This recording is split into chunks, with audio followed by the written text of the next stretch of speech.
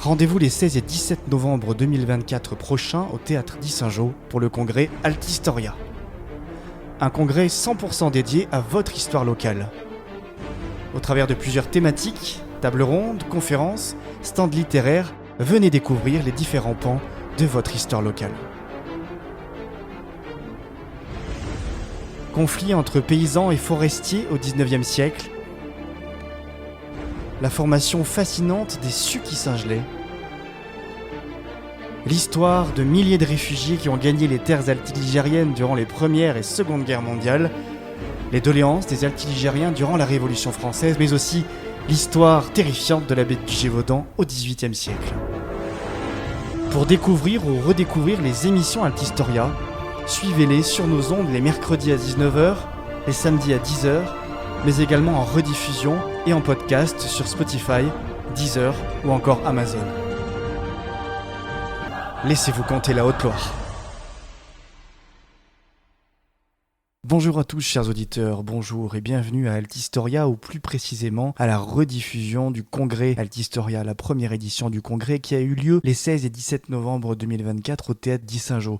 Je vous laisse tout de suite avec la première table ronde qui a eu lieu le samedi 16 novembre à 15h30. Le thème s'intitule « Le volcanisme des sucs issingelais ». 3 intervenants ont échangé sur le sujet, Frédéric Lavacherie, André Plazanet et Jean-René Mestre. Bonne écoute.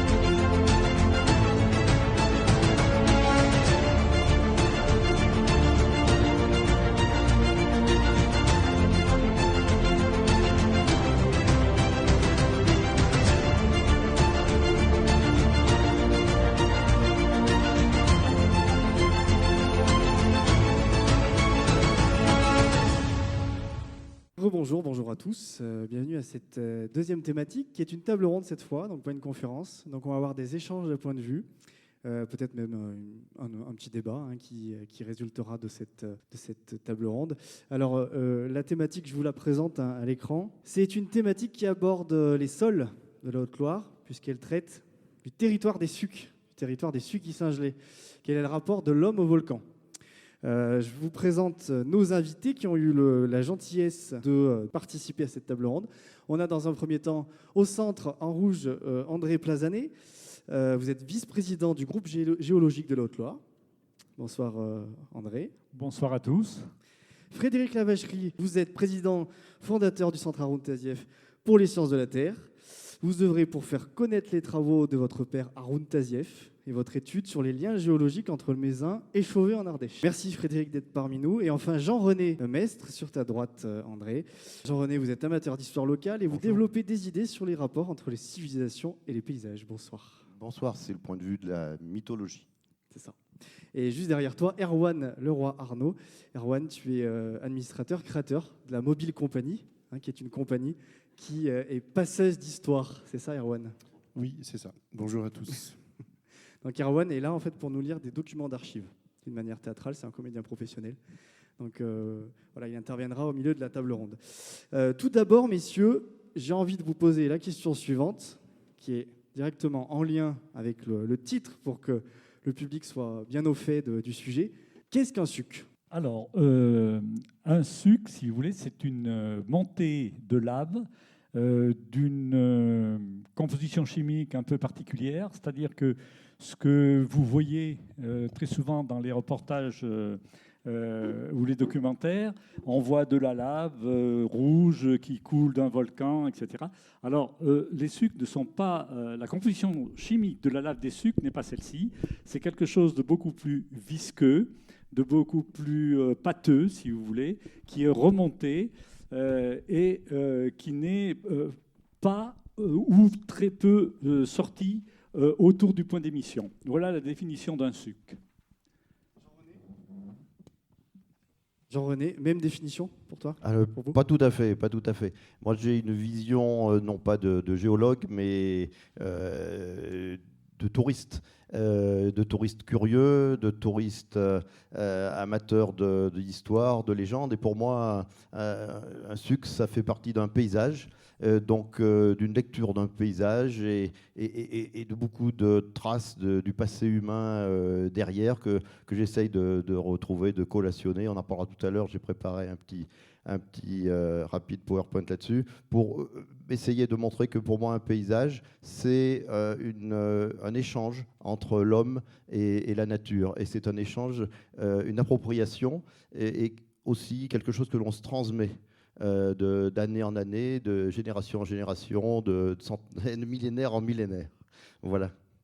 Frédéric, tu rejoins un peu le point de vue de Jean-René? Oui, je rejoins complètement le point de vue de Jean-René. Pour moi, un suc, c'est un terme vernaculaire, un terme local qui décrit le paysage, qui décrit une particularité du paysage avec un mot qui est tout à fait particulier à ce terroir.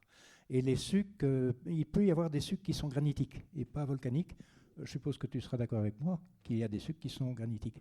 Voilà, la plupart de nos sucs sont effectivement volcaniques et ils sont composés, comme l'a dit André, d'un magma. Donc, le magma, c'est la lave avant qu'elle ne sorte en partie aérienne. Quand le magma devient aérien, on l'appelle la lave. Et donc, c'est un magma qui n'a pas la fluidité des basaltes qui nappent nos paysages. Donc, nos paysages, pour l'essentiel, entre ici, Yssingeaux, et l'endroit où j'habite, Chauderolles, et au-delà d'ailleurs, on peut aller comme ça jusqu'à la Champ-Raphaël, pour nos paysages de la crête sommitale du Vivarais-Velay.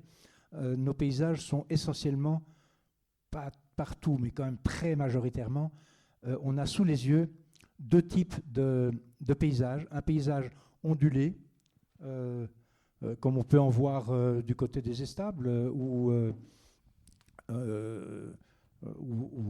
disons, entre le Mézin et le Mégale. Et puis on a aussi, dans ce paysage, on a des monticules parfois importants. Le Mézin, c'est un monticule quand même assez important, le Mégale aussi, le Gerbier aussi. Et puis il y en a qui sont moins importants, comme le Gouléiou du côté de Boré, ou comme ici, dans l'Yssingelais, on a une série de collines qui s'expriment très, très nettement dans le paysage. Donc les sucs, pour moi, c'est une caractéristique de nos paysages. Alors, je voudrais encore rajouter un petit mot là-dessus. Dans la présentation qui est faite par FM 43 de ce congrès, Altistoria, j'ai entendu quelqu'un dire oui, nos sucs de l'Yssingelais, il paraît qu'il y en aurait 7. Quelqu'un a dit ça. Ça te dit quelque chose? Oui. Oui, bon. Alors, à mon avis, il y en a à peu près 4 fois plus. Voilà. Et effectivement, on connaît bien les 7 sucs Yssingelais, hein, c'est dans le dialecte un peu local. Alors, du coup, il n'y en a pas. Alors, ma prochaine question, et c'était aussi pour bien resituer le public, à quoi ça correspond? Et du coup, c'est lié à la zone géographique concrète, ces sucs Yssingelais. On parle de quoi, géographiquement parlant? Territorialement parlant, on parle de quoi? Alors, ce qu'il faut bien comprendre, c'est qu'effectivement, on considère qu'il y a 7 à 8 sucs dans l'Yssingelais. Mais l'Yssingelais fait partie du complexe volcanique du Mégale. C'est-à-dire qu'il faut étendre ça jusqu'à Saint-Ostien, le Pertuis et, par exemple, la plaine de Fariès, hein, qui est proche de Saint-Pierre-et-Nac, où d'ailleurs a été daté le volcan le plus ancien de la Haute-Loire, qui a 15,7 millions d'années exactement. Alors, je vais vous parler assez brièvement, hein, je vais essayer de résumer. En géologie, l'échelle des temps, c'est le million d'années. Ça n'a plus rien à voir avec l'échelle humaine, si vous voulez. L'unité de temps. L'unité de temps, voilà, c'est ça. Et on pourrait presque même dire les 10 millions d'années. Hein, parce que quand on parle, par exemple, de la genèse, hein, des volcans qui ont formé les sucs, entre autres, mais tout le volcanisme de la Haute-Loire et même beaucoup plus étendu de l'Auvergne, eh bien, il faut remonter assez loin, c'est-à-dire lors de la formation de différentes chaînes de montagnes qui se sont succédées. À savoir, tout le monde a entendu parler au cours de ses études, probablement, en lycée notamment, que sur le Massif central français, et beaucoup plus étendu encore, il y avait une chaîne qu'on appelait la chaîne hercynienne, qu'il faut maintenant appeler Varis, que les scientifiques ont changé son nom, peu importe. cette chaîne culminait aux environs de 300-330 millions d'années à au moins 5200 mètres d'altitude. Donc vous voyez, nous on était au moins 5200 mètres. Mais la grande majorité des scientifiques internationaux qui l'étudient pensent que c'était une chaîne tout à fait comparable à l'Himalaya actuel, c'est-à-dire aux environs de 9000 mètres d'altitude. Vous voyez, et qui s'étendait, alors certains diront 3200 km, d'autres sont à 3900. Ça, bon, on ne peut pas trop le dire, hein, parce qu'on en trouve des restes, par exemple, aux Appalaches américains et jusqu'en Sibérie. Hein. Donc, pour donner l'Atlas marocain fait partie de la chaîne hercynienne. Bref. Donc, quand il se forme une chaîne de montagnes, si vous voulez, il va se créer des fractures dans l'écorce terrestre, et notamment la croûte continentale sur laquelle nous sommes. Hein. Et puis, les deux chaînes beaucoup plus récentes qui ont influencé le volcanisme de la Haute-Loire, c'est la chaîne pyrénéenne, hein, puisque la plaque tectonique ibérique est venue heurter la plaque eurasiatique sur laquelle nous sommes, n'est-ce pas, et qui ont là aussi créé de nouvelles failles et réactivé d'anciennes failles de la chaîne hercynienne. Et enfin, les Alpes, hein, qui continuent, comme les Pyrénées d'ailleurs, à évoluer actuellement, hein, alors que la chaîne hercynienne, ça fait longtemps qu'elle s'est écroulée sur elle-même, que l'érosion a tout enlevé. Hein, voilà. Donc, ça crée des failles. Et les volcans de la Haute-Loire ont un type tout à fait particulier, c'est-à-dire que c'est ce qu'on appelle un volcanisme de type fissural, c'est-à-dire que le magma a pu remonter à travers ces fractures dans la croûte continentale, ce qui explique qu'on a une multitude de tout petits volcans. Alors pourquoi je dis petits volcans? Tout simplement parce que lorsqu'on compare une île, par exemple de l'Indonésie ou des Philippines, qui elle-même est plus importante en superficie que le département entier de la Haute-Loire, c'est un seul et même volcan. Et en Haute-Loire, il a été dénombré, selon toujours pareil les scientifiques locaux, c'est-à-dire ceux qui sont au laboratoire Magmas et Volcans de l'université Blaise Pascal à Clermont, mais aussi tous les scientifiques internationaux, il y a 632 volcans en Haute-Loire. Vous vous rendez compte? C'est énorme. C'est la plus grande concentration de volcans sur Terre. Voilà. Alors vous allez dire, je fais cocorico pour le département de la Haute-Loire, mais c'est la vérité. Voilà. Donc, tout ça pour vous expliquer que ce magma est arrivé au sein de ces fissures, de ces failles préexistantes, et ce qui explique que ce sont des volcans qu'on appelle coalescents, c'est-à-dire que sur une même faille, il va y avoir des volcans qui s'alignent, notamment, je vais sortir de l'Issingelais, mais quelque chose qui est très caractéristique, c'est la chaîne du Devèze, hein, qui s'étend de l'Ardèche jusqu'à l'ouest, nord-ouest de Brioude, 62 km, vous vous rendez compte? Et il y a quand même plus de 150 cônes stromboliens. Donc voilà, on a un volcanisme, autrement dit, et je m'arrête là, qui est tout à fait particulier en Haute-Loire. Au niveau du secteur du Mégale, du secteur Issingelais, ça remonte à combien de millions d'années du coup? Alors, l'Issingelais, donc comme j'ai dit, la plaine de Fariès en fait partie aussi, 15,7 millions d'années. Les plus récents, il faut dire à peu près 11 millions d'années. Puis ensuite, il y a eu une période un tout petit peu calme, mais très courte. Et ça a été le Mésingerbier qui a pris le relais entre 11 à peu près, à peine 10,5 exactement, et 6,5 millions d'années. Et un volcanisme qui s'est complètement arrêté, où on n'a aucune datation qui nous permet de dire qu'il y a eu un événement volcanique entre 6,5 millions et 3,5 millions d'années. Donc vous voyez qu'il peut y avoir des périodes assez longues où il n'y a plus de manifestations volcaniques. Et c'est la chaîne du Devèze, dont je viens de parler aussi, qui a pris le relais pour aller jusqu'à 272 000 ans, simplement, vous voyez, et qui est la coulée de Montfaucon. Alors Montfaucon qui n'a rien à voir avec la bourgade de Montfaucon, hein. C'est près d'Aléras, dans le Val d'Allier. Et à notre avis, au sein du groupe géologique dont je fais partie, nous sommes 137, il y a de vrais géologues, moi je suis qu'un géologue amateur, n'est-ce pas? Mais il y a de vrais géologues, et on est plusieurs à dire que les monts Bresse, par exemple, qui sont près de Présailles, sont beaucoup plus récents, auraient aux environs de 30 000 ans, voire moins. Vous voyez? Donc, autrement dit, nos ancêtres ont bien connu les volcans chez nous. Et c'est justement ma prochaine question, parce qu'on parlait d'il y a des millions d'années. Si on se rapproche plutôt en milliers d'années, Oui. est-ce que le volcanisme, les hommes l'ont vu, l'ont vécu?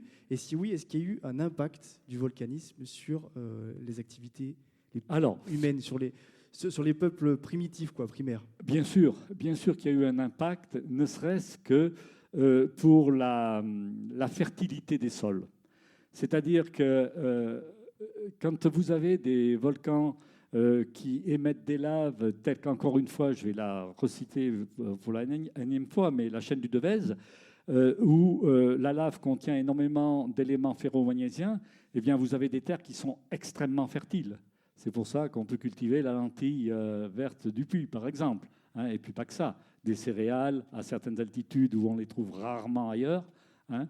C'est à cause de la fertilité des terres. Et ça, le volcanisme a été à l'origine de l'implantation de populations, il y a plusieurs milliers d'années bien sûr, hein, à ces endroits-là, si vous voulez. Oui, il y a eu une influence. Et puis la deuxième influence, c'est dans l'architecture. L'architecture, toutes les roches qu'on utilise sous forme de pierre, puisqu'une roche devient une pierre lorsqu'elle est construite, n'est-ce pas, lorsqu'elle est employée dans l'architecture, eh bien, il y a énormément les toits en lauze, par exemple, hein, le trachyte, qui est une roche aussi d'une lave assez siliceuse, un petit peu plus que la phonolite, disons, mais ce sont des laves qui ont des caractéristiques qui permettent de les façonner en moellons et de les utiliser pour la construction. Hein, et puis la phonolite est très particulière parce qu'elle se débite en dalles, et ça c'est dû à sa mise en place au départ. Hein, la lave coule, très visqueuse, et ça forme des mouvements comme ceci, si vous voulez, qui orientent les minéraux horizontalement et qui peuvent se débiter très facilement en dalles. Voilà.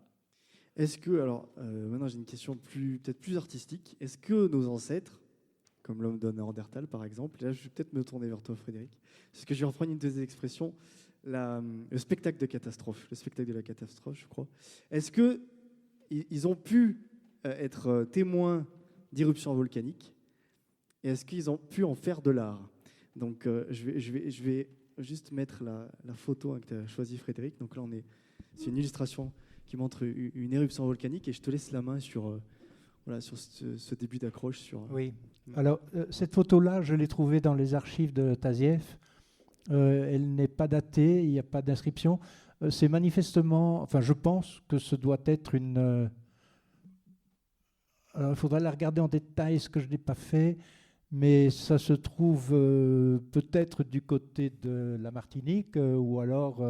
je ne sais pas moi, de l'île de la Réunion, de je ne sais où, mais on a une population qui est rassemblée, voilà, qui est là rassemblée et qui est manifestement fascinée par le spectacle de la catastrophe éruptive. Alors, est-ce que l'homme de Néandertal a pu être fasciné par la catastrophe de l'éruption volcanique? C'est évident, ça ne souffre pas la moindre contradiction. Comment est-ce qu'on peut le voir? Tout simplement parce que Néandertal est comme nous et comme l'Homo erectus d'il y a 2 millions d'années, dont on nous dit que c'était des chasseurs-cueilleurs. C'est vrai, mais les écureuils sont aussi des chasseurs-cueilleurs. Il y a quand même quelques différences entre les écureuils et nous. Et l'une des différences, pour moi la différence majeure, c'est que nous sommes des mammifères chasseurs-cueilleurs, certes, mais nous sommes des tailleurs-sculpteurs de pierre, et notamment des tailleurs-sculpteurs de lave, depuis plus de 3 millions d'années. Nous sommes des artisans de la matière naturelle. Les artisans ont le projet de prendre une matière brute et ont un projet de transformer cette matière. Tous les artisans. Je suis artisan moi-même. Je suis artisan potier et menuisier. Et comme potier et menuisier, je m'intéresse évidemment, comme tous les artisans un peu sérieux, à la façon dont la nature, la terre, produit la matière que nous avons le projet de travailler, de transformer. Et d'abord, si on veut la transformer, c'est qu'on a un projet. Ce projet, il a beaucoup de dimensions. pas uniquement une dimension économique, c'est-à-dire utiliser la terre la plus fertile, celle des volcans, ou un projet utilitaire de type plutôt belliqueux, c'est-à-dire fabriquer des armes qui sont efficaces. Le projet de l'artisan a toujours une dimension esthétique, toujours une dimension d'équilibre, d'harmonie. Et là, on n'est pas dans le registre de l'économie. Et ça, c'est vrai depuis au moins 1,7 million d'années. On a découvert, il y a les paléontologues, archéologues, etc., ont découvert ce qu'ils appellent un biface, c'est-à-dire une espèce de pierre taillée qui a à peu près l'ampleur de ma main, parfois beaucoup plus grande, parfois un peu plus petite. Et les archéologues, les paléontologues ne savent pas très bien à quoi sert ce type d'outil-là, si c'est un outil ou bien si c'est un objet symbolique, ils ne savent pas très bien.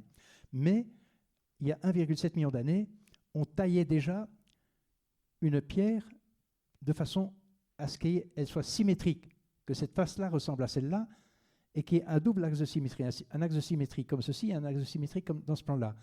Et avoir, il y a 1,7 million d'années, le projet d'aller chercher quelque part le bon caillou qui va nous permettre de réaliser le projet qu'on a conçu dans notre petite cervelle, en réalisant une symétrie qui n'est pas évidente à faire.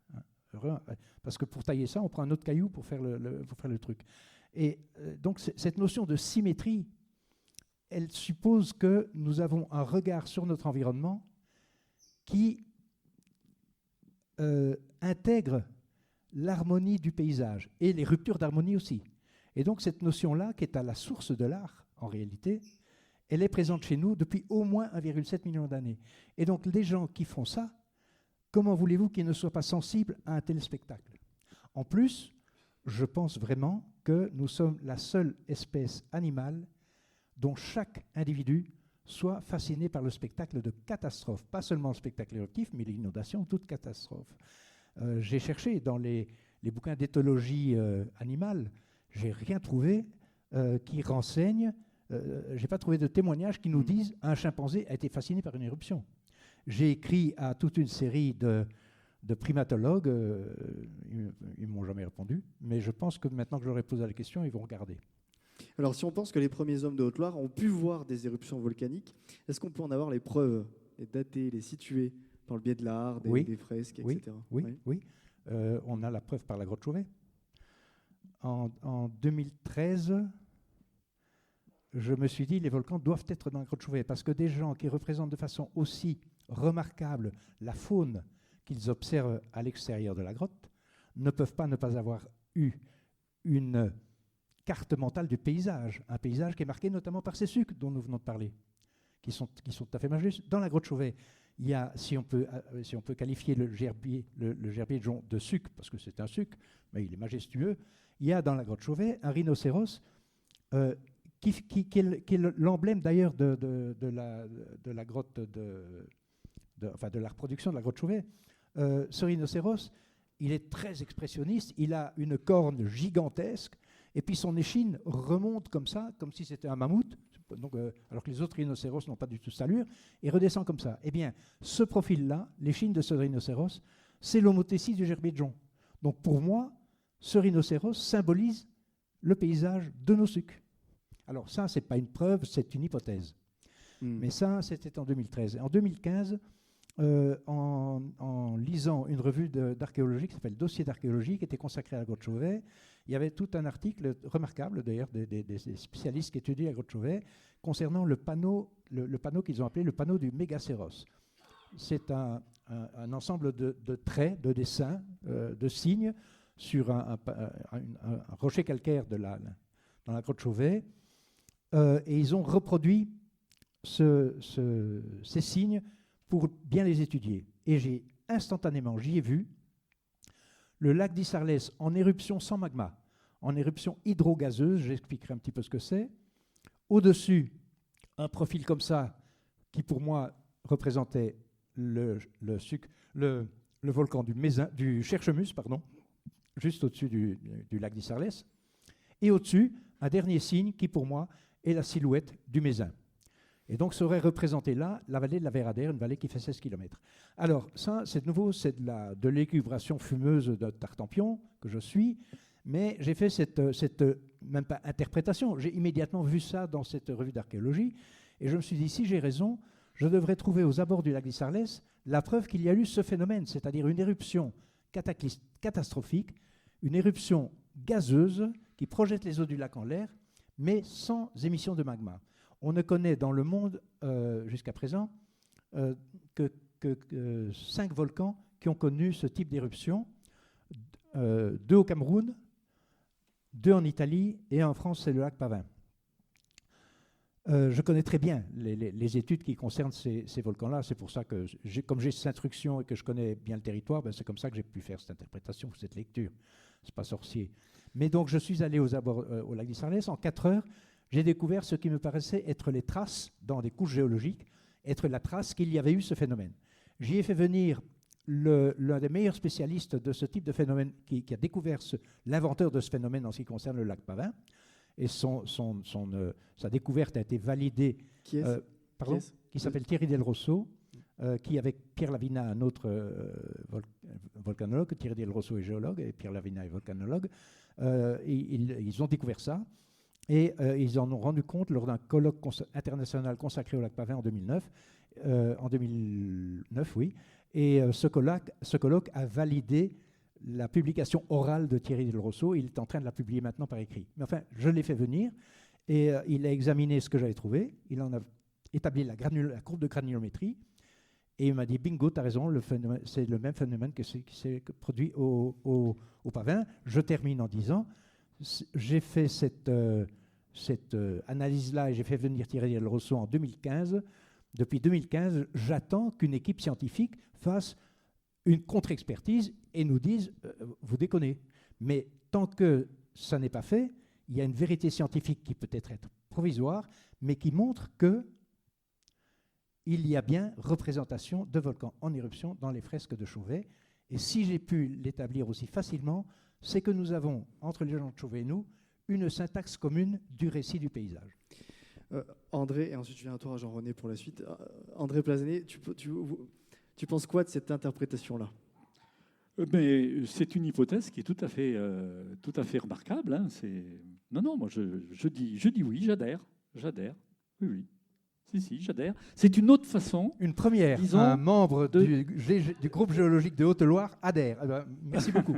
Non, mais c'est vrai. Non, ça tient la route, ton hypothèse-là. Hein. Ça tient la route. Oui, mais alors à ce moment-là, il faut que ce soit démontré. Tout à fait, il faut qu'il y ait un débat. Exactement, ça entraîne un débat. Voilà, exactement. Voilà. Jean-René, tu développes des idées justement sur les rapports entre le paysage et les légendes. Est-ce que la géologie peut influencer nos croyances humaines ? Alors, je vais rebondir sur ce que disait André tout à l'heure. C'est que l'homme a utilisé le volcanisme grâce au sol fertile qu'il a procuré. Et deuxième point, tu disais le côté construction qui s'enchaîne un petit peu sur l'architecture, sur les silex taillés, les haches, etc., qu'il a utilisé, ces outils. Et tu débordais, Frédéric, petit à petit sur le côté ressenti qui m'amène à la partie qui m'intéresse, c'est-à-dire le troisième aspect, le côté religiosité. J'appelle ça religiosité, d'ailleurs c'est toi-même qui m'a un petit peu influencé pour l'utiliser. Effectivement, je trouve que c'est très juste comme mot, comme terme, et ça rejoint tout à fait ma démarche. Moi, quand je regarde un paysage, il y a une sensation qui s'en dégage, et cette sensation, elle existe depuis que le paysage est là. Donc, tous les hommes qui sont passés ont eu cette sensation. Ils en ont tiré des messages, et c'est le mythologue amateur que je suis qui s'est intéressé à ce qu'on pouvait trouver comme message dans la lecture de ces paysages et essayer de trouver comment ce message nous a été transmis. Alors j'ai préparé un petit rapide PowerPoint sur la question. C'est le paysage vu par l'œil du du mythologue, le mythe comme processus d'investissement de l'espace, hein, c'est-à-dire le côté religiosité du paysage, sans parler de géologie ni d'aspect pratique. Qu'est-ce que ça a pu mettre dans nos têtes et qu'est-ce qui s'est transmis? Et vous allez, c'est un exemple d'une démarche de mythologue que j'applique à la Haute-Loire. Vas-y Loïs, que tu peux, qu'on peut résumer par, voilà, est-il possible d'établir un rapport entre ce qu'on appelle un paysage et une légende? Et Loïs, vas-y toujours. Qu'est-ce qu'un paysage? Je ne vais pas détailler tout, mais chaque œil, chaque façon de... Enfin, tout ce qui ce que l'on représente, tout ce qu'on a comme vécu, nous permet de voir le paysage avec un œil différent. Et il y a le côté effectivement utilitaire, cultivateur, chasseur, géographe, géologue. Vous avez vu, ils ont commencé de parler de la façon dont ils voyaient le paysage, mais ça peut aller très loin, aux militaires, etc. Et moi, ce qui m'intéresse, vas-y Loïs, c'est le côté légende, c'est-à-dire l'histoire qui est racontée à partir autour du paysage. Et là, j'incorpore le maximum d'informations quand je parle de ça. Je n'ai pas un a priori. Je prends dans les livres, je prends dans les mémoires, je prends dans les on-dit, je prends partout. Et tout est bon à prendre. Vous allez voir, on va en chercher les saints patrons des églises, on va chercher dans tous les domaines, la géographie, les légendes seigneuriales, les contes populaires. Ça nous donne une matière qui est attachée à des sites. Toute légende, tout conte, toute histoire surnaturelle se déroule dans un paysage. Et cette légende impose une signification humaine et surhumaine, c'est cette religiosité à l'espace. Alors le mythologue, il n'a pas la vérité, mais il va essayer de trouver des exemples et essayer de faire travailler son esprit et voir si des thèmes généraux se dessinent dans des espaces immenses à l'échelle d'un continent. Et c'est ce que je vais vous exposer rapidement sur 2 thèmes, avant d'aborder un précisément en rapport avec les sucs. Les enjambées gigantesques, ce sont les géants. Alors on en trouve dans toute la France, il y en a dans toute l'Europe, tout le monde européen. C'est Gargantua, c'est un géant, c'est Samson, c'est un autre qui traverse une rivière, qui met un pied sur le rocher Corneille et sur la plaine de Rome au Puy, qui met un pied à Saint-Ilpuise, à Villeneuve d'Allier, dans la vallée de l'Allier. Vas-y, Loïs. Les exemples sont très abondants, on ne va pas les détailler, mais cette enjambée, elle signifie quelque chose. Elle signifie une appropriation parce qu'elle est systématiquement construite sur le même modèle. Elle se retrouve en des lieux particuliers, géologiques, qui ont une forme originale. Et elle raconte à chaque fois, elle utilise chaque fois ces lieux un peu de la même façon, et elle raconte quelque chose derrière. Vas-y, on a l'exemple magnifique à côté de Brioude de Massiac, où on a 2 buttes face à face à Massiac. Pour ceux qui ont pris l'autoroute, ils ont dû tous remarquer ça.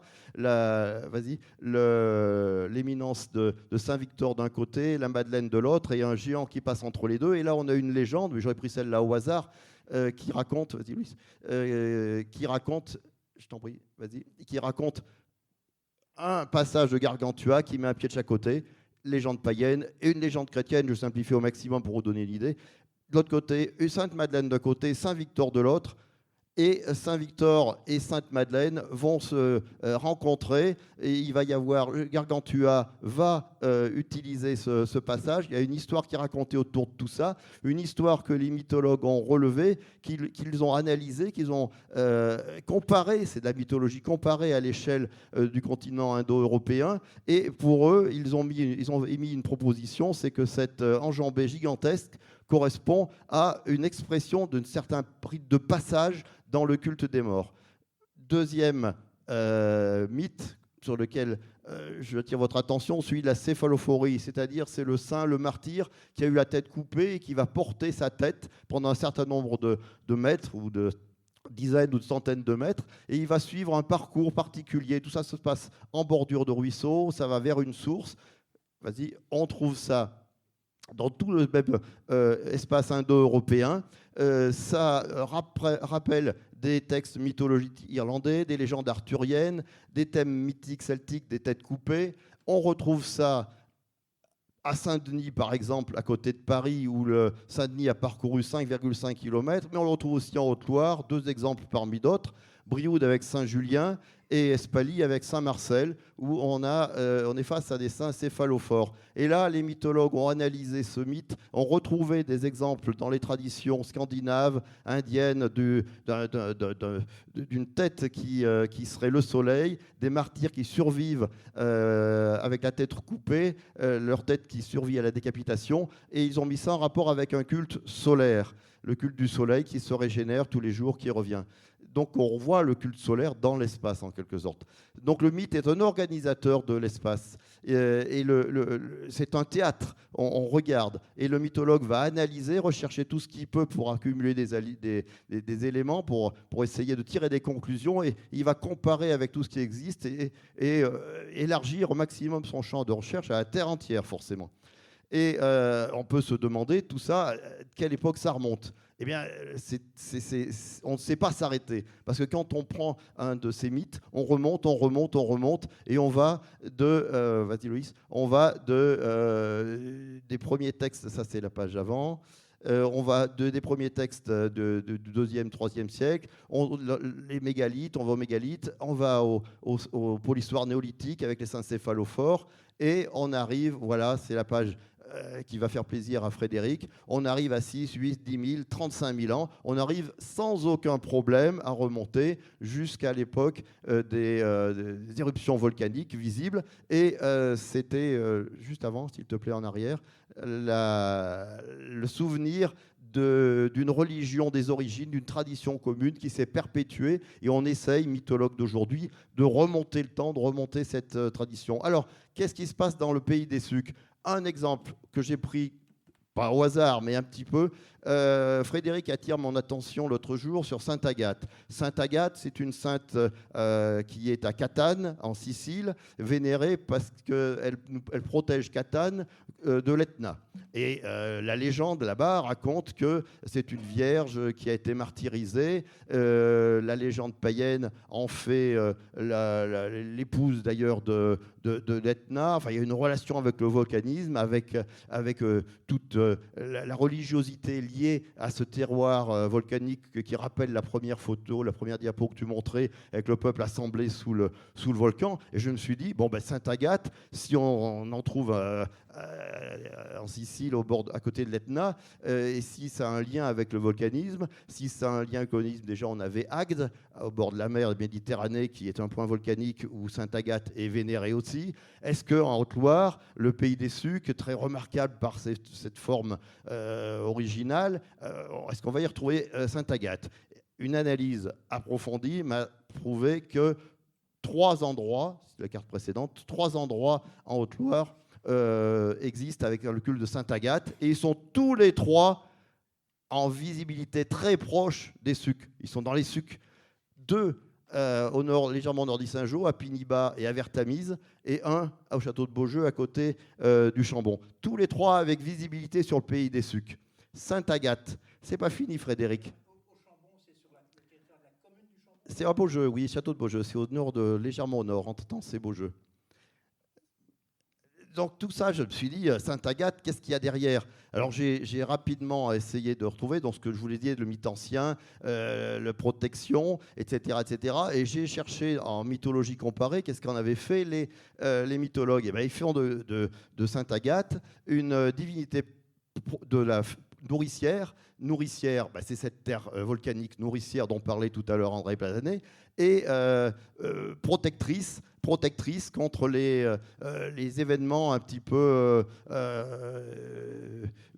exceptionnels que sont ces explosions volcaniques, ces catastrophes qu'ils ont pu observer. Et donc toute cette trame religieuse, on la retrouve dans le mythe de Sainte Agathe un peu partout autour du bassin méditerranéen et du monde indo-européen, et ici, puisque Sainte Agathe n'est pas venue ici par hasard. Et je suis même amusé à aller un peu plus loin.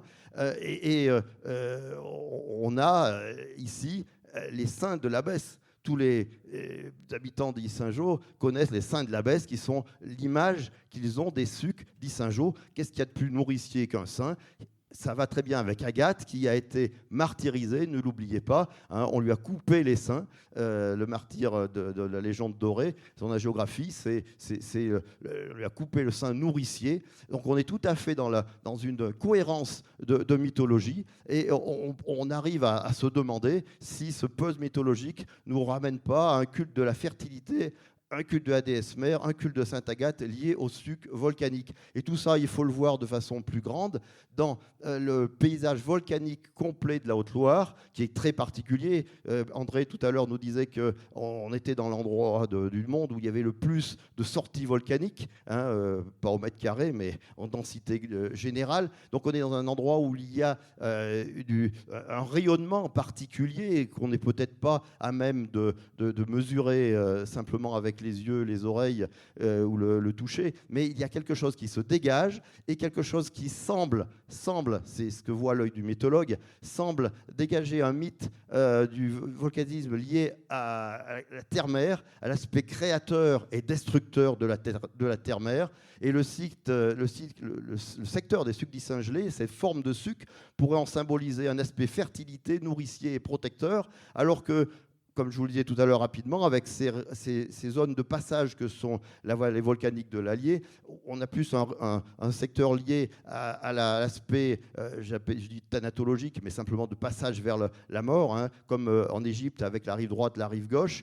Le Mézin a plus un aspect renaissance et solaire. Hein, on est dans le point le plus élevé. Et le bassin du Puy avec le suc, le digue d'Aiguille, qui est un produit de Gargantua. Hein, la fiane de Gargantua, quand il a mis un pied sur Rocher-Corneille, un pied sur la plaine de Rome, c'est indéniablement un aspect de la fécondité et de la reproduction. Donc tout ça, ce sont des petits puzzles qui donnent une visibilité au volcanisme de notre région, Velay-Vivarais, exceptionnel dans ce mythe de la terre-mer qui va se prolonger ensuite vers le secteur des Bondons, par exemple en Lozère, où on a la vieille morte, avec des concentrations de menhirs exceptionnelles. Et il y a un lien entre toute cette zone, un lien très particulier. Et je termine avec cette image. Alors pour m'amuser, j'ai demandé à l'intelligence artificielle, à partir de ce que je vous ai dit, de me construire une image. Elle m'a construit ça. Voilà, une déesse mère. Je vous remercie.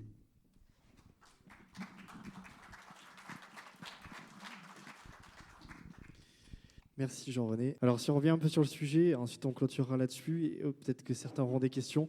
Est-ce qu'on peut dire que ces sucs Issingelé, ils sont uniques d'une manière paysagère, ou est-ce qu'on peut les comparer avec d'autres régions en France ou dans le monde? André? Ils sont quand même assez uniques.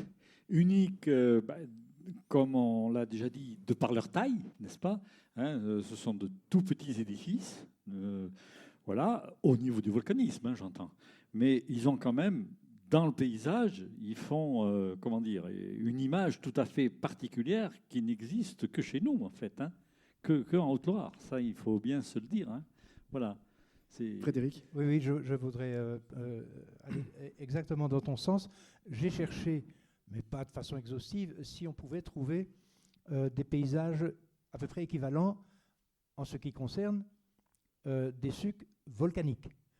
Parce que vous avez la baie d'Alongue, vous avez le pain de sucre dans la baie de Rio, vous avez même dans le Béarn, entre Béarn et Pays Basque, quand vous abordez disons les premiers contreforts des Pyrénées, vous avez un paysage de suc en réalité.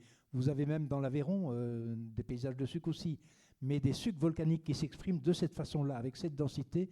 Je n'en ai pas encore trouvé dans d'autres régions, ça ne veut pas dire qu'il n'y en a pas. Mais ce n'est pas facile à trouver, en tout cas en Europe, il n'y en a pas. Alors ce que je voudrais ajouter quand même, c'est qu'aujourd'hui, je pense que personne ne voit nos sucs comme formant une symétrie tout à fait exceptionnelle entre les sucs de l'Issingelé et les sucs du secteur Mézin-Gerbier. On ne voit pas cette symétrie parce que il n'y a plus de point de vue qui nous permettent d'avoir en un seul coup d'œil les sucs de l'Issingelé et les sucs du Mézin-Gerbier. Or, au temps paléolithique, il n'y avait pas le couvert forestier que nous avons aujourd'hui.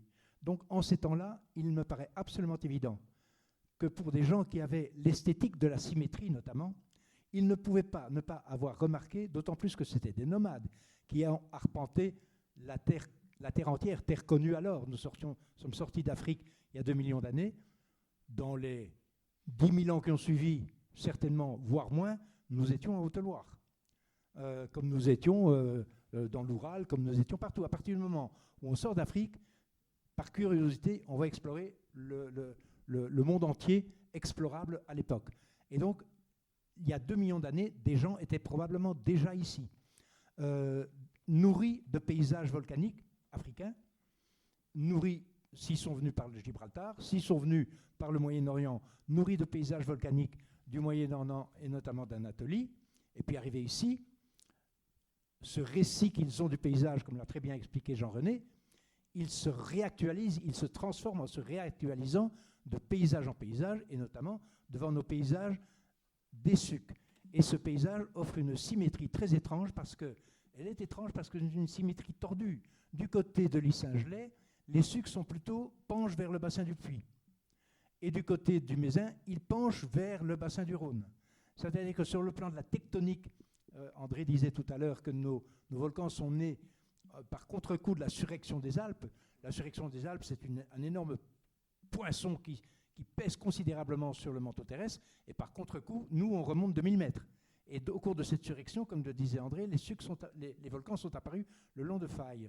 Et c'est dans ce mouvement-là aussi se sont créés l'effondrement du bassin du Rhône, majeur, et l'effondrement mineur quand même du bassin du Puy. Or, nos sucs tendent à pencher d'un côté et pencher de l'autre. Donc je pense que cette symétrie est liée à cette tectonique. Et ça vaudrait la peine qu'avec le groupe géologique de Haute-Loire, puisqu'apparemment on va pouvoir travailler ensemble, chouette, nous puissions explorer cette question du caractère exceptionnel de nos sucs. Faites attention à cette symétrie de nos sucs, elle est exceptionnelle elle-même. Merci.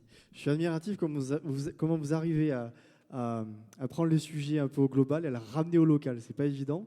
Et je trouve que ce sujet-là, c'est vraiment le plus local, le plus issingelé qu'on a. Donc c'est vraiment super. Je crois qu'on a Erwan qui a une petite lecture d'archives pour nous, pour illustrer un peu cette table ronde. Et ensuite, on passera aux petites questions si vous en avez. Donc c'est un extrait de Cratère en feu d'Haroun Tazieff, où, entre autres, il décrit ses sentiments devant sa première éruption et son premier lac de magma au Congo, aux abords du lac Kivu en 1948. Avec une extrême prudence, j'abordais les quelques mètres de descente fort raide qui séparaient le sommet de la margelle à explorer. J'enjambais avec précaution une crevasse incandescente, orangée intense, vibrante de chaleur, on l'eût dit ouverte dans une masse de braise. La fraction de seconde de ce pas a suffi pour roussir le drap épais de ma culotte. Une odeur de laine brûlée m'emplit les narines. Cela promettait. Une seconde fracture. Elle était large et enjamber ne suffisait plus. Il fallait sauter. L'inclinaison m'impressionnait. Debout, j'examinais l'instable fuite des scories qui devaient me servir de terrain de réception. Si j'allais ne pas m'arrêter, rouler dans cet entonnoir au fond duquel guette la flamme. La promenade, soudain, me sembla prématurée et je restais là, indécis. Mais trop vite, la chaleur sous mes semelles se fit insupportable. Je ne pouvais l'endurer que si je me déplaçais. 10 secondes d'immobilité sur ce sol ennemi, au travers duquel fusaient des gaz brûlants, et la plante des pieds déjà me cuisait. L'alternative se faisait plus urgente d'instant en instant, le bond ou la retraite. Les explosions se succédaient toujours à cadence régulière, 60-80 secondes d'intervalle. Jusqu'à présent, aucun projectile ne s'était abattu de ce côté et je m'en trouvais regaillardi. Je notais avec une satisfaction certaine qu'il était bien rare que 2 bombes d'une même salve tombassent à moins de 3 mètres l'une de l'autre. L'intervalle moyen était de plusieurs pas. Comparé à ceux de l'artillerie, ce genre de bombardement présente 2 avantages. Lenteur des retombées, l'œil suit les projectiles, et puis ceux-ci n'éclatent pas. Mais quel fracas! Quel rugissement énorme et continu produit leurs expulsions hors des profondeurs de la terre. L'intensification subite de lumière m'avertit que j'approchais d'un point situé juste dans le prolongement de la cheminée ardente. Soudain, avant que j'eusse pu esquisser un mouvement, le jaune vif passa au blanc, en même temps que je perçus une secousse sourde au travers du corps. Un fracas de foudre m'éclata aux oreilles. Déjà fusait la décharge des blocs incandescents. Immobile, gorge étranglée, je suivais des yeux les bouquets de boulets rouges, s'élevant en courbes lentes et parfaites. Bref instant d'incertitude. Puis, la grêle de feu. Explorer un volcan, c'est assister à la création du monde, vivre la genèse. Cette fois, l'avertissement avait été trop bref. Je me trouvais dedans en plein. Tassé sur les hanches, épaules levées, cou rentré, menton en l'air, derrière effacé, je scrutais au-dessus de moi cette voûte de sinistres piaulements. Tout autour, en une succession de plops étouffés, des bombes s'écrasaient, pâteuses encore. Nouveaux projectiles, nouveau pas d'esquive. L'impact tout proche. Tout à coup, les vrombissements s'espacèrent. Quelques sifflements encore, l'averse avait pris fin. Les parois internes du cratère n'offraient pas partout la même inclinaison. Pratiquement verticale, voire surplombante au nord, à l'ouest et au sud, ici à l'est, la pente ne descendait pas à plus de 50 degrés. À condition d'y aller délicatement, 50 degrés, n'est-ce pas praticable? Descendre au cœur même du volcan. Je m'étonnais un instant de ma propre folie. Prudemment, j'ai fait un pas, un autre, encore un. Ça va, ça va. Je me mets à descendre, enfonçant le talon aussi profondément que possible dans les scories brûlantes. Peu à peu, en dessous, se rapproche, grandit l'ovale de l'énorme gueule. Peu à peu s'accroît l'effrayant tumulte. Mes yeux grands ouverts se saoulent de monstrueuses splendeurs. Les lourdes draperies sont là, si proches, d'or fondu et de cuivre, si proches que j'ai l'impression d'avoir, moi humain, pénétré dans leur monde fabuleux. Un matin, je me suis trouvé face à face avec l'une de ces bestes feux, selon l'expression du cher François Villon. Sa gueule flamboyante s'ouvrait vers moi. Son gosier écarlate haletait lentement. Je voyais palpiter les muqueuses torrides, tandis que son souffle sulfureux s'exhalait en volutes violettes. Des crocs aigus, mobiles, frangeaient ses lèvres de feu. Par instants, sa fureur semblait s'abattre ou reprendre haleine. Alors, la langue gonflée s'affaissait dans la gorge et les canines pointées vers la proie retombaient inertes. Mais, bien vite, les atroces mâchoires s'écartaient de nouveau, leurs dents noires dardaient. Bravo Erwan. Un peu ému? Très ému, très très. C'est un texte de ton papa, hein, Frédéric? Oui, mais quand je l'ai lu moi, j'avais pas la même émotion qu'à t'écouter toi. Alors vraiment, hein, bravo. L'idée me vient maintenant à t'écouter, et non pas à le lire comme je l'ai fait maintes fois, mais à t'écouter, que nous avons là exactement l'état d'esprit dans lequel se trouvaient les artistes de la Grotte Chauvet. Exactement. Bravo encore Erwan, on peut l'applaudir, c'était très très très chouette. Bravo. Voilà tout l'intérêt de aussi rajouter ce qu'on appelle du spectacle vivant. Je dis pas que c'est une matière morte, hein, l'échange de la table ronde, mais du moins le phrasé théâtral, la lecture d'archives, ça amène une vivacité dans les échanges et c'est toujours intéressant. La parole est à vous, on n'a pas beaucoup de temps, mais si vous avez une ou deux questions à poser à nos intervenants, je suis là pour vous passer le micro dans la salle et vous pouvez leur poser tout ce que vous voulez comme question, c'est le moment, n'hésitez pas.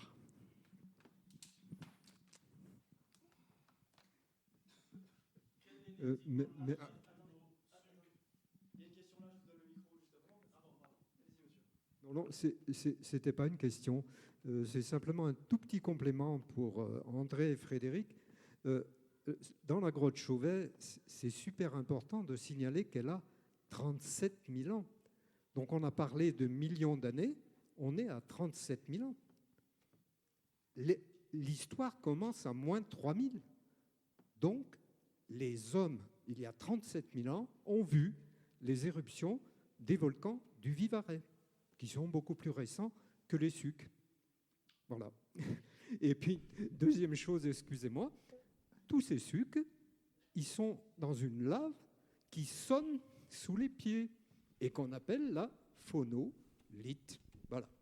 Excusez-moi. Alors, pour faire un petit ajout là, concernant la phonolite, c'est vrai, ça vient de phonos grec, le son, donc, l'étymologie du mot, et il est vrai qu'elle est très sonore, et ça, c'est dû simplement à l'orientation des minéraux, si vous voulez. C'est les minéraux qui lui donnent ce caractère sonore. Voilà. Il y a d'autres roches aussi qui sont quand même un petit peu sonores. Hein. Il n'y a pas que la phonolite, mais la phonolite l'est vraiment énormément. Hein. Voilà. Alors, je voulais simplement donner une précision. Le mot suc est un terme géologique. Hein. C'est un terme local qui ne s'applique qu'au Velay, qu'à la région dont on vient de parler, hein, c'est-à-dire Mégale, Mézin-Gerbier, mais c'est quand même un terme géologique à l'international. Hein. Voilà. Et deuxième petite précision, peut-être qui est à donner aussi, c'est qu'on a appris au cours de nos études que eh bien, le magma remontait en surface grâce au gaz qui était dissous dans la roche liquide, fluide, et plus ou moins fluide, comme on l'a vu. Oui, mais il y a un deuxième phénomène, maintenant dont on parle déjà depuis environ 25 ans, 25-30 ans peut-être, c'est la décompression. Il faut s'imaginer que quand vous êtes à peu près à 7-8 km sous nos pieds, on est déjà à plus de 10 kilobars. Hein, vous savez qu'autour de nous, on a un bar de pression, à peu près, hein, suivant l'altitude à laquelle on se trouve. Mais à 6 km, 8 km, on est à peu près à 10 000 bars. C'est énorme. Ça veut dire que quand la roche remonte, eh bien, elle se décomprime. Donc, elle augmente de volume. Et c'est cette augmentation de volume qui l'amène en surface. Voilà, il y a deux phénomènes. Oui, les gaz dissous dans la roche et la décompression de celle-ci. Il faut préciser quand même que quand il y a décompression, il y a exsolution des gaz. C'est-à-dire que les gaz ne peuvent plus être contenus, dissous en même quantité, mais en bulle. Lorsque le contenant prend du volume. Donc, quand vous débouchez une bouteille de soda, vous décomprimez, les gaz apparaissent. Voilà. Donc, oui, tout à fait. Tout à fait. Les molécules de gaz ont tendance à se rassembler, si vous voulez, en une bulle plus ou moins importante. Elle peut être énorme, auquel cas, ce sont des volcans qui sont très explosifs, comme la montagne Pelée à la Martinique, hein, qui a fait éruption en 1902 et qui a donné un type de volcanisme, hein, le volcanisme péléen. Et en Haute-Loire, et j'en termine, on a quand même 4 des 5 types de volcans qui existent au monde. Voilà, ce qui est quand même pas mal. Hein. Oui, c'est remarquable. C'est remarquable. Je tiens à préciser que cette découverte que ce sont les gaz et la décompression, en quelque sorte, de cette roche fondue qui prend du volume parce qu'elle fond et qui donc est moins dense que la roche solide, en quelque sorte, dont elle est issue, donc par effet d'Archimède, ça a tendance à monter. Donc il y a augmentation de la décompression. C'est une découverte Tazieff, ça. Avant lui, on ne le savait pas. On a une deuxième question ici pour monsieur. Non, c'est bon? Bon, il a eu la réponse entre-temps. Ça veut dire que vous avez été très bon. Une autre question, monsieur? Je voudrais savoir s'il existe quelques sources d'eau chaude sur notre territoire, comme on voit aux confins du Vivarais, à Vals, à Chaudes-Aigues et tout. Est-ce qu'on aurait ce trésor, Paris, sur cette grande zone? Alors, en Haute-Loire, non. Je dirais qu'il faut aller sur les départements limitrophes, c'est-à-dire Chaudes-Aigues, source qui sort, comme vous le savez, probablement 82,5 degrés, donc, ce qui est énorme. Saint-Laurent-les-Bains, hein, mais ce n'est pas en Haute-Loire. Par contre, ce que nous avons en Haute-Loire, ainsi que sur le Cantal, c'est la roche du manteau qui est très proche de nous. C'est-à-dire que sous le Puy-en-Velay, on a la roche liquide à 23 km simplement sous nos pieds, c'est-à-dire à 1200 degrés, autrement dit. Et au nord-est d'Aurillac, à 27 km, je crois, si ma mémoire est bonne, pardon. Oui, soit 25, soit 27 km. Hein. Ce qui est très peu, parce que la roche à 1200 degrés se situe en moyenne sur notre planète à 35 km. Vous voyez ? Sous les chaînes de montagne, du fait qu'il y a l'altitude de la montagne au-dessus, ça peut aller jusqu'à 75 km. Donc vous voyez que sous le Puy-en-Velay, 23 km, c'est pas beaucoup. Si vous combinez deux des observations que nous avons faites, notamment qu'André a faites, celle-ci, avec le fait que nous sommes sur le territoire de croûte continentale, on ne parle pas des croûtes océaniques, où il y a la plus forte densité de points de sortie, donc de points de décompression de ce qui est sous pression sous la croûte terrestre, dans le manteau terrestre, eh bien vous avez peut-être l'explication de l'extraordinaire rayonnement cultuel et culturel du Puy-en-Velay certainement depuis le 5e siècle, probablement depuis bien plus tôt que cela, probablement depuis Néandertal et peut-être même avant. Il y a un rayonnement exceptionnel du Puy-en-Velay sur l'ensemble de l'Europe. On le voit par le culte marial, le culte de la Vierge Marie, qui a été établi comme dogme au 5e siècle, après que la Vierge soit apparue sur une dalle de phonolite sur le Mont Anis, au pied des Rochers-Corneilles. Eh bien, ce rayonnement cultuel et culturel, spirituel en quelque sorte, du bassin du Puy n'a pas son équivalent, alors que le Puy n'a jamais exercé de rayonnement politique, comme Clermont ou Lyon ou Vienne. Clermont, où le volcanisme est omniprésent, a un rayonnement politique. Mais le Puy-en-Velay, ce n'est pas le cas. Il y a là aussi une exception que notre mythologue va devoir creuser. On a une autre question ici. Oui, les monts de la Madeleine, la Huche plate, et l'autre, c'est le mont vers Saint-Oustien. Comment ça s'appelle? Je me souviens. Est-ce qu'ils ont la même origine que les sucs? Parce que par été, c'est des anciens volcans. Oui, alors là, on a affaire à des plateaux, en fait. Ce sont ce qu'on appelle des coulées de plateaux. Alors, il faut vous imaginer qu'il y a une coulée et que cette coulée, eh bien, elle va s'aplanir suivant le relief préexistant. C'est-à-dire qu'une coulée, par gravité, eh bien, elle va s'installer dans les parties en creux, on est bien d'accord, c'est-à-dire dans les vallées préexistantes. Et ça va former plus ou moins des plateaux. C'est le plateau de la Madeleine, par exemple, qui est déjà une roche différenciée, c'est presque une phonolite. Hein, et puis vous avez la Huche plate, là c'est du basalte, hein, c'est pas de la phonolite, hein, c'est pas une roche différenciée. Tout autour vous avez des roches différenciées, mais la Huche plate c'est du basalte. Ça fait partie des premières éruptions, parce que ce qu'il faut se dire c'est que, je ne sais pas si je l'ai dit, il y a eu, même sur le Mézin et même sur l'Issingelais, il y a eu une première période où il y a eu des basaltes qui ont été émis, qui ont formé des plateaux.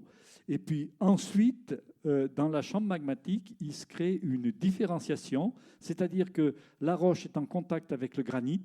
Ce granit est essentiellement constitué de silice. Donc la roche, il va y avoir un mélange magmatique. Je vous ai dit que la roche était à 1200 degrés dans la chambre. La silice fond à partir de 641 degrés, exactement. Donc vous voyez que ça fond une partie de la silice. Ça va enrichir donc ce magma en silice, le rendre beaucoup plus pâteux et donner trachyte, phonolite, rhyolite, etc. Alors la rhyolite, qui est la roche la plus différenciée, jusqu'à 95% de silice, c'est la composition du granit. Et il n'y a qu'un seul édifice en Haute-Loire, c'est la Dent du Diable, proche des Estables, oui, entre Chauderolles et les Estables. Les Dents du Diable. Oui, mais alors les Dents du Diable, c'est-à-dire la grosse roche, en quelque sorte, a déjà une composition chimique différente. Oui, mais donc c'est deux volcans différents. Le Chastelat le Chastelat. Ouais. Le Chastelat, oui. Mais le Chastelat, il y a une petite différence avec la... Oui, mais c'est quand même une rhyolite. Ah, mais c'est une rhyolite. C'est une rhyolite, mais avec un peu moins de silice. Voilà. Et puis la grosse roche, oui, mais je ne vous envahis pas de mots, c'est une pantélérite. Personne ne connaît ça. C'est passionnant, mais dans une demi-heure, on a une autre table ronde, on peut les applaudir, c'était passionnant. Franchement, messieurs, bravo. Bravo. Merci. C'est un sujet local, bravo à vous. Dans une demi-heure, on a une table ronde sur les réfugiés des grandes guerres. C'est un sujet passionnant qui est émouvant aussi, avec Marie-Martine et Florence Roche, romancière. Franchement, restez, c'est vraiment à voir. Donc dans une demi-heure, vous pouvez ouvrir les portes ici pour accéder directement au camp gaulois, chez nos amis gaulois et romains aussi. Et puis ça donne vers le salon littéraire, vous pouvez rencontrer les intervenants sur scène qui ont des stands et exposent leurs ouvrages. Merci.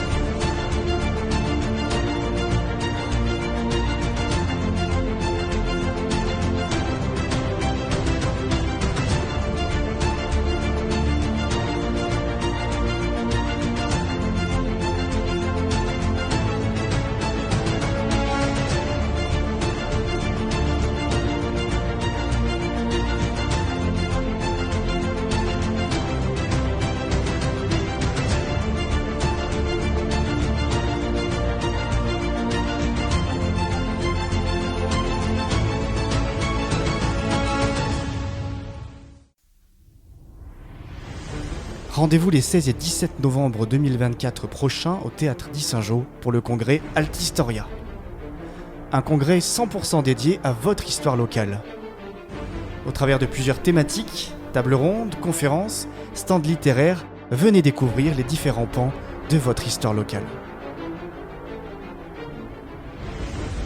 Conflit entre paysans et forestiers au XIXe siècle, la formation fascinante des Suquis-Saint-Gelais,